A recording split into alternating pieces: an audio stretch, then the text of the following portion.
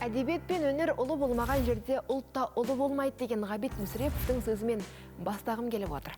Кез келген елді ерекшелейтін мәдениеті мен әдебиеті, салт санасы мен тарихы, рухани дүние танымы екені даусыз. Ел ішінде өнер бар, өнерді тапқан шебер бар дейді ана халқымыз. Сол сан түрлі өнердің ішінде театр өнері, театр мәдениетінің орны бір төбе.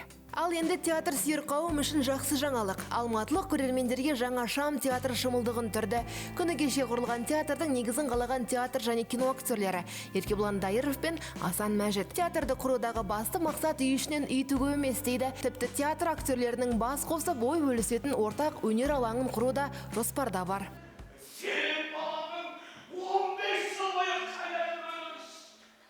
Осыдан біраз уақыт бұрын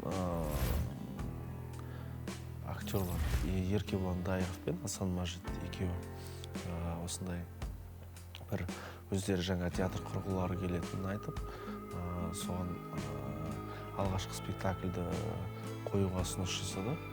Сол кезден бастап мен де бірден осы 2 жыл бойы ойымда пісіп жүрген бір туындыны ұсындым. Театр ұжымы сахнаны Әзербайжан драматургы Исмаил Иманның Астара бақтары пьесасының желісі бойынша нөмір 37 қойылымымен ашпақ. Шығарма бойынша Әзербайжан елінде метрода болған жарылыс сипатталады. Ал театр ұсынған қойылымда елді дүрліктірген қаңтар оқиғасы мен салдары сахналанады.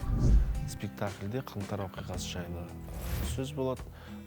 Қаңтар оқиғасы өткеннен кейінгі 15 жылдан кейін болған оқиға жайында баяндалады.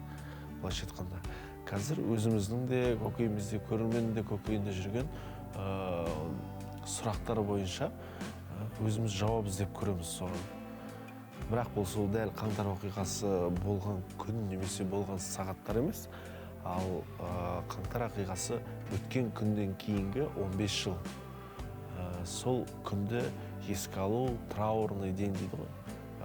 Сол уақытты еске алу. Сахнада еліміздің үлкен 2 театры. Мұхтар Әуезов атындағы Қазақ ұлттық академиялық драма театры мен Ғабит Мүсірепов атындағы балалар мен жасөспірімдер театрларының актерлік ұжымы өнер көрсетеді. Ерекше коллаборация көрерменнің көңілінен шығары сөзсіз. Сағызбай Қарабалин, Тынышкүл Сұртабедиева апайымыз бар.